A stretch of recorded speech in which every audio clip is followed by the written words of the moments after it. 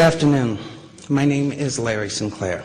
In regards to the Obama incident, I flew out of Colorado Springs, Colorado to Chicago on November 2nd, 1999, arriving in O'Hare early in the morning of November 3rd. I went to the Chicago area to attend the graduation of my godson, my best friend's son, from basic training from the Great Lakes Navy Training Facility. I made reservations at the Comfort Inn and Suites in Gurnee, Illinois, based solely on the location to the training center. On November 5th, 1999, I hired the services of Five-Star Limousine. Excuse me. I had hired them both for November 5th and November 6th of 1999. On November 6, 1999, I asked the limo driver, whose name I now reveal for the first time, Jagir Paramit Mutani, if he knew anyone who would like to socialize and show me Chicago. Mr. Mutani understood that I was looking for someone who knew Chicago and would enjoy socializing. Mr. Mutani said he knew someone who was a friend of his. On November 6, 1999, after picking me up at the hotel in Gurnee, and this is significant, Mr. Mutani used his cell phone to make a call. That call was made to then Illinois State Senator Barack Obama to set up an introduction between myself and Senator Obama. Upon arriving at the bar and exiting the limo, Senator Obama was standing next to Mr. Mutani, and I was introduced to Senator Obama by name. Later that evening, in a bar which I believe was called Alibis, and I state believe because I have failed so far to get Citigroup to provide the credit card receipts that has the actual name. I mentioned I could use a line or two to wake up. Senator Obama asked me if I was referring to coke, and I stated I was. After stating I was, Obama stated he could purchase cocaine for me and then made a telephone call. This too is significant, from a cell phone to a presently unknown individual, during which Senator Obama arranged the cocaine purchase. Senator Obama and I then departed the bar in my limousine and proceeded to an unknown location where Senator Obama exited the limousine with $250, which was provided to him by me. Returned a short while later with an 8-ball of cocaine, which he gave to me. I did ingest a couple of lines of cocaine, and shortly thereafter, Senator Obama produced a glass cylinder pipe and packet of crack cocaine from his pocket. Obama then smoked the crack cocaine. I performed fellatio on Senator Obama in the limousine during the time Senator Obama was smoking crack cocaine, after which I had the driver take me to my hotel, the Comfort Suites, Gurnee, Illinois. The following day, November 7th, 1999, Senator Obama appeared at my hotel room, unannounced, uninvited, where we again ingested cocaine, and I again performed fellatio on Senator Obama. Significantly, both the driver's telephone call to Senator Obama and his call to the drug dealer should appear on the driver's and Senator Obama's cell phone billing statements. In the fall of 2007, September 2007, I contacted the presidential campaign of Barack Obama to request solely that Senator Obama publicly correct his stated drug use record to reflect his use of crack cocaine with me in November of 1999. When I made the first contact, I left with the presidential campaign of Senator Obama a telephone number for the campaign to return my call. The first number I provided was a Texas cell phone number. From the period of Labor Day weekend 2007 through November 18th of 2007, I did provide a total of 4 different callback numbers to the Obama campaign. As I had moved and I had changed the numbers to reflect locally my place of residence at the time. In late September to early October 2007, I received a call from a male who identified himself as a Mr. Young, stating he was calling in regards to calls I had made to the Obama campaign. This first call was in fact an attempt by Mr. Young to obtain from me the identities of anyone I had contacted concerning my 1999 allegations against Senator Obama. This first call shocked me in that this Mr. Young, the first call was in fact an attempt by Mr. Young to obtain from me the identities of anyone I had contacted concerning my 1999 allegations against Senator Obama. The first call shocked me in that this Mr. Young asked me why I had not asked Senator Obama to disclose the sexual encounters I had with Mr. Obama in 1999. I was shocked, as I had never mentioned to the campaign or anyone working for the campaign, any sexual encounters, as my call was prompted by drug allegations only. The call ended with Mr. Young stating I would hear from someone in a few days.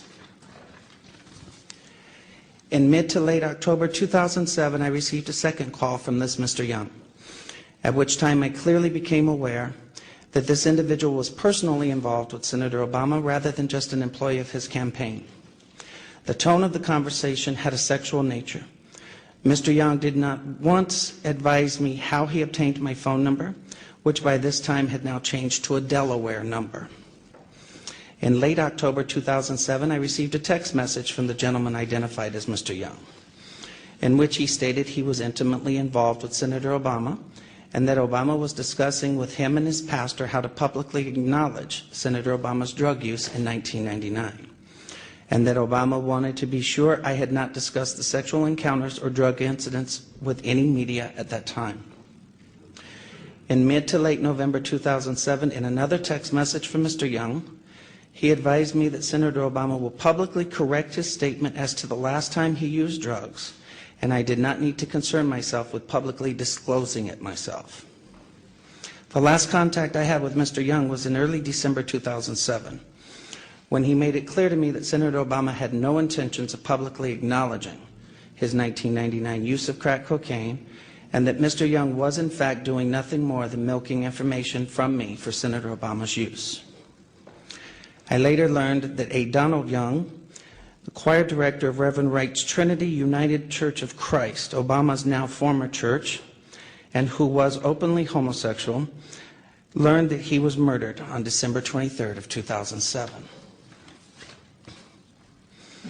I have cooperated with the Chicago Police Department in this matter by providing them the telephone numbers I was using during the fall of 2007.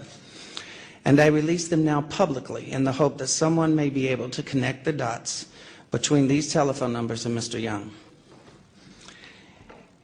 In what I now realize was a naive and uncounseled decision, I posted in January 2008 a video on YouTube where I related the above information regarding my liaisons with Senator Obama in 1999.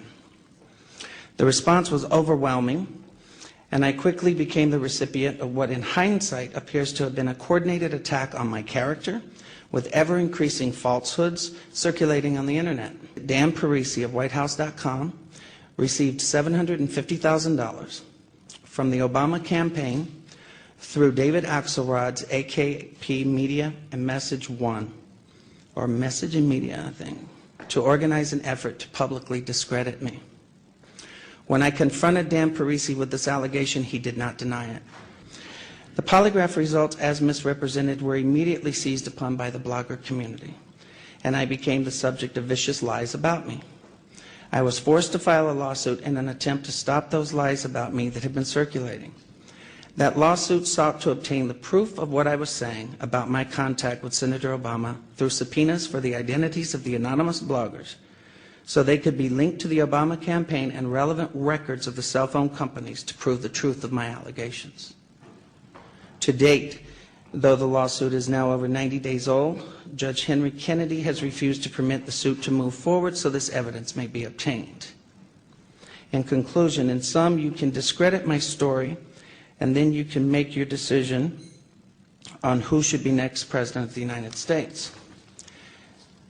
The burden is now off of me, as I have told my story without the distortions that have been intentionally heaped on me, and what my lawyer tells me is an ad hominem attack. Shoot the messenger so you don't have to hear the message he is bringing. I'm now done. It's for others to find the corroborating evidence of my story by locating the limousine driver, Mr. Multani, by checking the telephone numbers related to Donald Young and Senator Obama. I leave you with these questions that I've asked of Senator Obama, but in which he, of course, refuses to answer. Who wants to be the next President of the United States? Has refused to answer. Number one, why won't Senator Obama provide his cell phone numbers and telephone records for all his personal and official cell phones held by him for the time period of no more than November 3rd through November 8th of 1999 when we met? Two, Why won't Senator Obama provide his cell phone numbers and telephone records for all his personal and official cell phones held by Senator Obama for September 2007 through December 23rd of 2007, the murder of Donald Young? 3, why won't Senator Obama provide all email communication, both personal and campaign related, to and or from AKP Media and Message from January 18th, 2008 through February 29th of 2008 for Senator Obama, David Axelrod, and David Plouffe? 4th, why won't Senator Obama provide proof of all payments made from AKP Media, Obama for America, David Axelrod, David Plouffe, and Senator Obama's accounts for the period of January 18th, 2008 through February 29th of 2008? On a website that we posted today, LarrySinclair.org, you will find the documents that I have referred to in the statement.